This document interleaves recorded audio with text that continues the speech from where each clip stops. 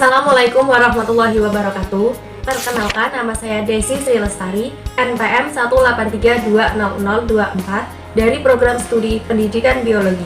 Saya membuat video ini untuk memenuhi mata kuliah Keanekaragaman Tumbuhan dengan dosen pengampu saya yaitu Ibu Rifana Citraningrum R, SSI MPB. Saya akan mereview tanaman hias yang ada di sekitar rumah saya. Yang pertama yaitu lidah mertua. Klasifikasi ilmiah: kingdom, plantae, divisi Magnoliophyta, kelas Liliopsida, ordo Liliales, famili Agavaceae, genus Sansevieria, spesies Sansevieria trifasciata. Termasuk golongan monokotil karena berbiji tunggal dan tidak memiliki batang berkayu. Untuk akarnya, tanaman lidah mertua memiliki sistem perakaran serabut yang mampu menjalar di bawah ataupun di atas tanah. Akar ini tumbuh secara horizontal dan memiliki warna putih gading. Sedangkan untuk daun lidah mertua sendiri, salah satu cirinya adalah adanya garis menyempit di bagian pangkal dengan ujung daun meruncing. Daunnya memiliki serat yang bersifat keras, tetapi sedikit kenyal. Selain itu, lidah mertua mempunyai karakter daun cukup tebal dengan kandungan air yang cukup melimpah, sehingga mampu bertahan di musim kemarau yang terik. Corak daunnya tidak beraturan dan cenderung zigzag. Sansevieria atau lidah mertua adalah salah satu tanaman hias yang sangat populer sebagai penghias rumah, baik diletakkan di dalam rumah maupun di luar rumah. Tanaman ini dapat bertahan hidup dengan sedikit air dan sedikit cahaya matahari, karena tanaman ini dapat menyimpan air di dalam daun sehingga dapat bertahan lama tanpa air. Lidah buaya atau aloe vera. Klasifikasi ilmiah: kingdom, plantae, divisi Tracheophyta, kelas Liliopsida, ordo Asparagelas, famili Xanthorrhoeaceae, genus Aloe, spesies Aloe vera. Tanaman lidah buaya termasuk tumbuhan monokotil, sehingga mempunyai akar serabut yang panjangnya bisa mencapai 30-40 cm tergantung pada perkembangan lidah buaya. Batang tanaman lidah buaya sangat pendek, bahkan jarang terlihat karena terhalang oleh kumpulan daun lidah buaya. Panjang batang lidah buaya sekitar 3-4 cm. Batang lidah buaya berserat dan berkayu juga dapat menghasilkan tunas baru pada batangnya. Daun tanaman lidah buaya mempunyai daun yang berdaging tebal, berbentuk helaian dan memanjang. Di pinggiran daun lidah buaya berbentuk bergerigi atau duri, mempunyai warna hijau dan mempunyai lapisan lilin pada permukaannya, memiliki kandungan air, getah, dan lendir yang tinggi. Bunga tanaman lidah buaya menyerupai terompet atau tabung kecil dengan panjang rata-rata sekitar 2-3 cm. Bunga lidah buaya mempunyai batang dengan panjang 50-100 cm dan warna dari lidah buaya berwarna kuning sampai oranye. Tanaman lidah buaya akan memperlihatkan bunganya apabila tanaman ini telah mencapai usia yang cukup tua.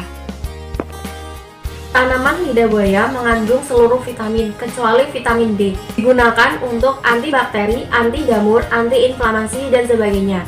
Selain terdapat kandungan vitamin, lidah buaya juga terdapat kandungan seperti enzim, asam amino, mineral, dan polisakarida, serta berbagai komponen lain yang sangat bermanfaat bagi kesehatan manusia.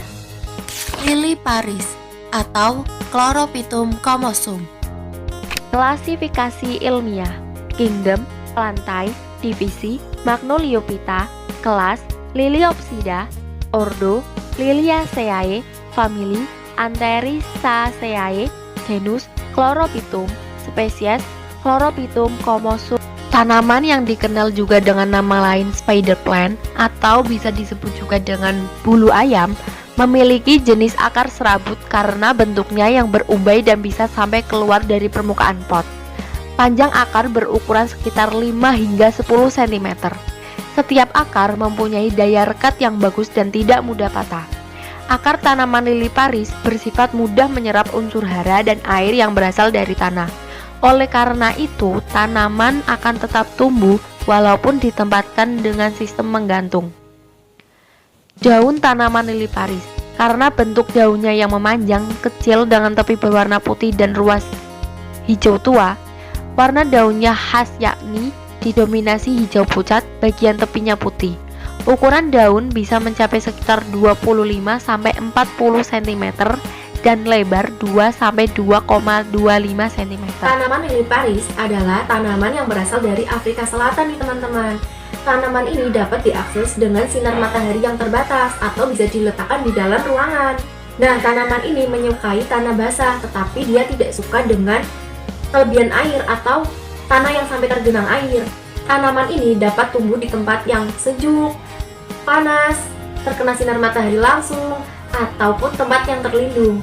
Dan tanah yang disukai oleh tanaman Liliparis sendiri itu adalah tanah liat, teman-teman. Brokoli kuning atau Codiaeum variegatum. Klasifikasi ilmiah: kingdom, plantae, divisi, Tracheophyta, kelas Magnoliopsida, ordo Malpighiales, famili Eohorbiaceae, genus Codiaeum, spesies C. variegatum. Tanaman hias brokoli kuning ialah memiliki daun berwarna kuning dan sedikit kehijauan. Selain itu, brokoli daun kuning memiliki banyak cabang pada batang dan daun yang rimbun pada setiap batang. Tanaman brokoli kuning tidak berbunga. Diameter tajuk bisa mencapai 45 cm ketika brokoli kuning sudah berukuran besar. Tanaman brokoli kuning ini bersifat mini. Tanaman hias ini ditempatkan di tempat yang terkena sinar matahari langsung nih teman-teman. Namun juga dapat bertahan di tempat yang teduh atau dengan intensitas cahaya yang sedikit. Tanaman hias ini tidak memerlukan banyak air, jadi menyiraminya pun tidak usah terlalu sering. Nah, penyiramannya itu cukup sehari 1 kali aja. Kalian bisa milih mau menyiram pagi atau sore saja. Seperti itu teman-teman. Kombusa atau melati Jepang Tabernae montana corimbosa. Klasifikasi ilmiah: kingdom, plantae, divisi, Tracheophyta, kelas Magnoliopsida, famili Apocynaceae, ordo Gentianales, genus Tabernae montana, spesies Tabernae montana corimbosa. Bunga rombusa atau tanaman melati Jepang termasuk ke dalam salah satu jenis tanaman semak yang mempunyai daun lancip dengan sejenis rimbun dan juga berbatang cukup kecil. Tanaman ini berbunga dan bunganya mirip seperti bunga melati. Bunga ini sering ditanam di halaman rumah atau di halaman kantor sebagai tanaman hias ya teman-teman. Perawatannya pun cukup mudah dengan disiram setiap pagi. Janda bolong atau Monstera obliqua. Klasifikasi ilmiah: kingdom, plantae, divisi, Tracheophytes, kelas Monocotyledonae, ordo Alismatales, famili Araceae, genus Monstera, spesies Monstera obliqua. Daun dari tanaman Monstera obliqua ini lebih banyak lubangnya dibandingkan daun. Pada habitat aslinya, tanaman tumbuh menjalar berumpun atau merambat di bawah vegetasi hutan pada intensitas cahaya rendah atau ternaungi dan tidak menyukai cahaya matahari langsung. Tanaman ini mempunyai 2 tipe akar yang dapat keluar dari setiap buku batang. Tanaman yang mempunyai akar bersifat geotrofi negatif, yaitu biasanya pendek dan berujung pada serabut akar yang mempunyai sifat adhesif. Nah, ini tanaman yang sekarang lagi hits banget ya teman-teman. For your information, saya beli waktu itu tuh harganya 10.000. Makanya saya beli karena harganya tuh murah teman-teman. Nah, tanaman ini biasa juga dikenal dengan janda bolong ya teman-teman. Karakteristiknya yang bolong sehingga masyarakat Jawa menyebutnya dengan ron podo bolong. Artinya daun pada bolong. Jika diucapkan dengan cepat atau dengan singkat, artinya menjadi rondo bolong. Pengucapan rondo terdengar hampir sama dengan rondo yang artinya janda. Tanaman ini dapat diletakkan di tempat yang minim cahaya. Sesuai pengalaman saya nih teman-teman, ketika kena sinar matahari langsung, yang benar-benar kena panas langsung, itu daunnya akan menguning. Punya saya waktu itu juga menguning, tapi kemudian saya pindahkan, alhamdulillah sudah tidak menguning lagi daunnya. Dan ketika ada daun yang kuning, langsung dibuang saja. Untuk menyiraminya cukup 2-3 hari sekali saja. Tanaman ini adalah jenis tanaman yang mengandung racun ya teman-teman.